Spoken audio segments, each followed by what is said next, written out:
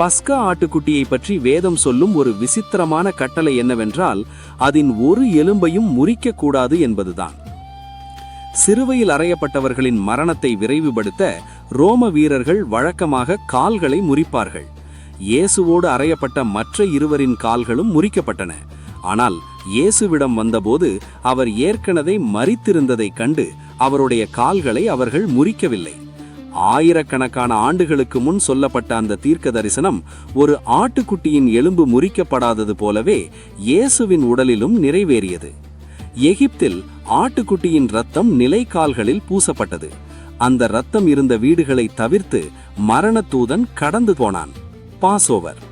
இன்று இயேசுவின் இரத்தம் நம்முடைய உள்ளத்தின் நிலைக்கால்களில் பூசப்படும் போது நாம் பாவத்தின் தண்டனையிலிருந்து தப்பிக்கிறோம். அது வெறும் ஒரு சடங்கு அல்ல, அது ஒரு பாதுகாப்பு. அன்று ஆட்டுக்குட்டியின் மாமிசத்தை அவர்கள் புசித்து பலனடைந்தது போல இன்று நாம் கிறிஸ்துவின் வார்த்தையை உட்கொண்டு ஆவிக்குரிய பலனடைகிறோம். பஸ்கா பண்டிகையின் நோக்கம் என்ன? இஸ்ரவேலர்களை எகிப்து என்ற அடிமைத்தனத்திலிருந்து விடுவித்து கானான் என்ற வாக்குத்தத்தம் பண்ணப்பட்ட தேசத்திற்கு அழைத்துச் செல்வது.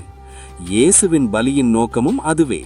நாம் எகிப்து என்ற பாவ உலகிற்கு அடிமைகளாக இருந்தோம்.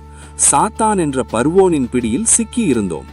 இயேசு என்ற பஸ்கா ஆட்டுக்குட்டி நமக்காக பலியானதின் மூலம் நாம் பாவத்திலிருந்து விடுதலையாகி பரலோகம் என்ற நித்திய கானானை நோக்கி பயணம் செய்ய வழிவகை செய்யப்பட்டுள்ளது. யோவான் ஸ்நானகன் இயேசுவை கண்டபோது சரியாகத்தான் சொன்னார், இதோ உலகத்தின் பாவத்தை சுமந்து தீர்க்கிற தேவ ஆட்டுக்குட்டி. பழைய ஏற்பாட்டின் பஸ்கா ஒரு குடும்பத்தை காப்பாற்றியது. ஆனால் புதிய ஏற்பாட்டின் பஸ்காவாகிய இயேசு கிறிஸ்து அவரை விசுவாசிக்கிற முழு உலகத்தையுமே காப்பாற்றுகிறார். நிழல் மறைந்தது, நிஜம் வந்துவிட்டது. அந்த ஆட்டுக்குட்டியின் இரத்தத்தினால் நீங்கள் கழுவப்பட்டிருக்கிறீர்களா? சிந்தித்து பாருங்கள்.